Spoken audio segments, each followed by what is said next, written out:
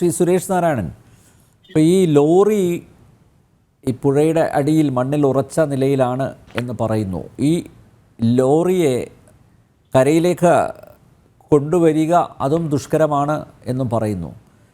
എന്തായാലും ഈ ലോറിയിൽ നിന്ന് വേർപെട്ട നിലയിൽ തടികൾ കണ്ടെത്തിയിട്ടുണ്ട്. ക്യാബിനും ഈ ട്രക്കും ലോറിയും വേർപെടാനുള്ള സാധ്യത ഇല്ല എന്നും കണ്ടെത്തിയിരിക്കുന്നു.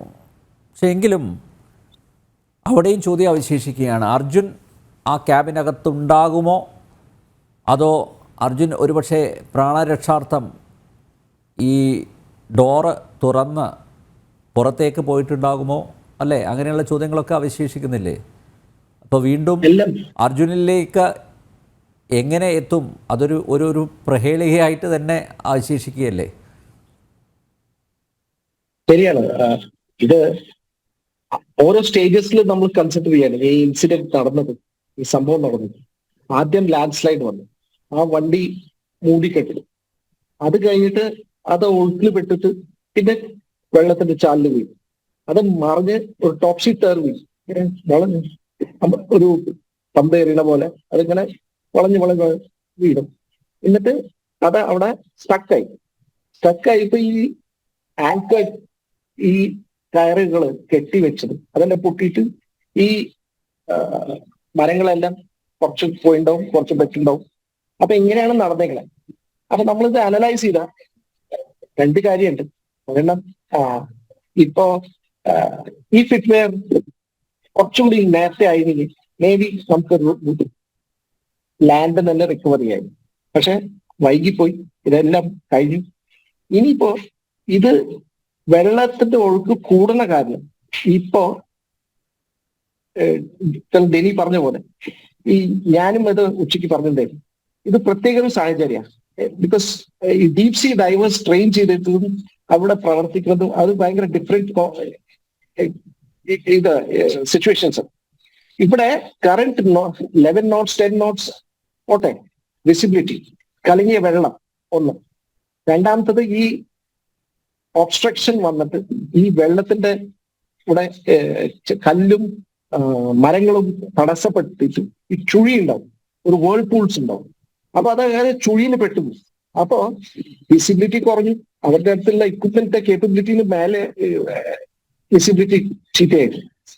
അതുപോലെ ഈ ചുഴി ഇത് പിന്നെ ഇനി റിക്കവറിയിൽ വേറൊരു ഇത് എന്തിനാ ഈ കറന്റിനെ കൺട്രോൾ ചെയ്തിട്ട് നമ്മൾ ഒന്ന് കാലാവസ്ഥ നന്നാവണം എന്ന് പറയണെന്ന് വെച്ചാൽ, ഇത് റിക്കവർ ചെയ്യണമെങ്കിൽ ഈ ക്രെയിൻ തന്നെത്താനെ റിക്കവർ ചെയ്യാൻ പറ്റില്ല. ഈ ഡൈവേഴ്സ് പോയിട്ട് ആങ്കർ ചെയ്തിട്ട് ഈ സ്റ്റീൽ വയർ റോപ്പാണ് അത് കെട്ടിവെച്ചിട്ട്, അതൊരു ഭയങ്കര ദൗത്യമാണ്. അത് കെട്ടിയിട്ട് ഇതിനെ ആങ്കറിൽ ഫിക്സ് ചെയ്ത് ഇതിനെ, അത് ജസ്റ്റ് ഇമാജിൻ, ഇത് നമ്മൾ ഭൂമിയിൽ ചെയ്യുമ്പോൾ എന്തുമാത്രം പ്രയാസങ്ങളില്ല. ഒരു കയർ കെട്ടി അതിനെ ആങ്കർ ചെയ്തിട്ട് അതിനെ ഈ ക്രെയിനിന്റെ കൂടെ ചേർത്ത് വരുമ്പോഴേക്കും ഇഷ്ടംപോലെ സമയം നമുക്ക് ഗ്രൗണ്ടിൽ നടക്കും. അത് ഇനി നമുക്ക് അണ്ടർ വാട്ടർ ചെയ്യണം. അപ്പൊ എന്തുമാത്രം വിസിബിലിറ്റി വേണം ഒന്ന് ആലോചിച്ച്. It is very easy to say എന്തൊക്കെ നടക്കും, എപ്പോ തീരും. So it is a very difficult task. അപ്പൊ അതൊരു ഭയങ്കര ചാലഞ്ചാണ്. ഇൻഫാക്ട് അവർക്ക് ഒരു new landmarks, new lessons are being learned and fantastic work general ഇന്റർബാലൻസ് സർ ഇസ് ഡൂയിങ്.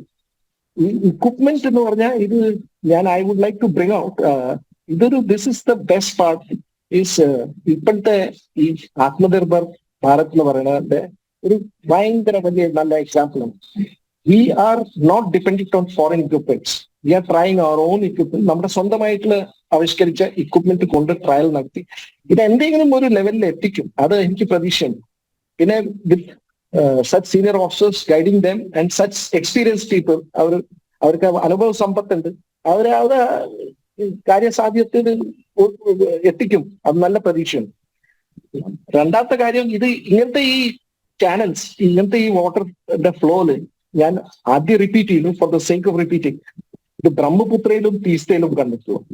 ഇപ്പോ there is a question now, ഈ how to channelise the water. ഈ വാട്ടർ ഈ റെഡ്യൂസ് ചെയ്യണമെങ്കിൽ അവർ പറഞ്ഞു ഡാംസും ഇതും ഇറിഗേഷൻ കനാൽസ്, ഈ സബ്സിഡറി കനാൽസ് ഒക്കെ ഈ അപ്സ്ട്രീമിലും വെള്ളം പെയ്യുന്നുണ്ട്, മഴ വരുന്നുണ്ട്. അപ്പൊ ഇങ്ങനെ വെള്ളം കളക്ട് ആവാണ്. അപ്പൊ ഡാംസിലൊക്കെ സ്റ്റോറേജിന് കപ്പാസിറ്റി ഫുള്ളായി. ഇറിഗേഷൻ കനാൽസ് എല്ലാം ഫുള്ളായി. ഇനിയിപ്പോ വേറൊരു മാർഗ്ഗമില്ല പോവാൻ.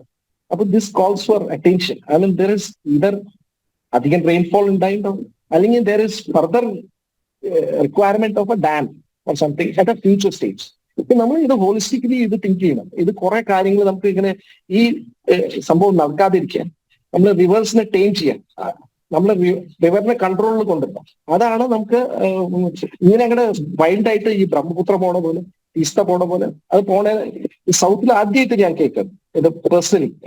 First time I have seen ഇതുപോലെ ബ്രഹ്മപുത്രയും തീസ്തയിലുള്ള കറണ്ട് പോലെയാണ്. It's very difficult. ഇൻഫാക്ട് തീസ്തയിൽ ഒരു ബസ് പോയിട്ട് 21 days എടുത്തിട്ടുണ്ട്. ഐ എം ടോക്കിംഗ് അബൌട്ട് 93 ഞാനുണ്ടായിരുന്നപ്പോ 21 ദിവസം എടുത്തേ. Just imagine. ഇത് മഴക്കാലത്ത് അത് ഭയങ്കര ഡിഫിക്കൽട്ടാണ്. അത് SWR സ്നാപ്പ് ആവും, താഴെ വീഴും. പിന്നെ അത് ബിക്കോസ് ബസ്സിൽ പാസഞ്ചേഴ്സ് അവരുടെ ഡെഡ് ബോഡിയെങ്കിലും റിക്കവർ ചെയ്യണം അത് വീട്ടുകാർക്ക് കൊടുക്കാൻ. അപ്പൊ അത് ഒരു കംപ്ലീറ്റ് പട്ടാളമാണ് ഇത് ചെയ്തത്. അത് ഭയങ്കര ദൗത്യമായിരുന്നു. It was Herculean task. ഭയങ്കര വിഷമം ഉള്ള കാര്യമായിരുന്നു. അപ്പൊ അതുപോലെ അല്ലെങ്കിലും ഇത് ഡെഫിനറ്റ്ലി ഇത് maybe 2-3 days, 2 days, tomorrow or day after it might finish. Let's hope so. It is very challenging. Please try to understand. Don't put pressure on anybody. They are doing their job. That is all I have to say.